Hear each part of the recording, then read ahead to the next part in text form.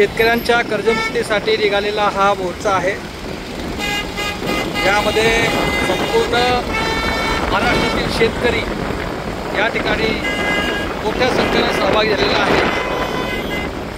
भारतीय कम्युनिस्ट पक्षाचे कार्यकर्ते सुद्धा या मोर्चामध्ये सहभागी असून या ठिकाणी महाराष्ट्र राज्य किसान सभा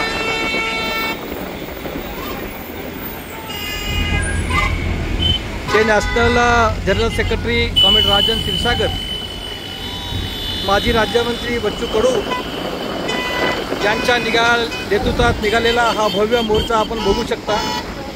शेतकऱ्यांनी आपल्या स्वतःची गाड्या स्वतःच्या या ठिकाणी लावलेला आहे।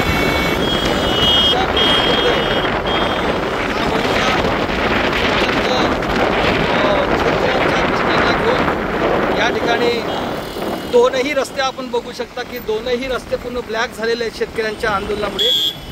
आणि म्हणून आज आपण या ठिकाणी बघू शकता शेतकरी चिडलेला आहे आणि त्यामुळे सगळ्या पक्षांच्या लोकांचे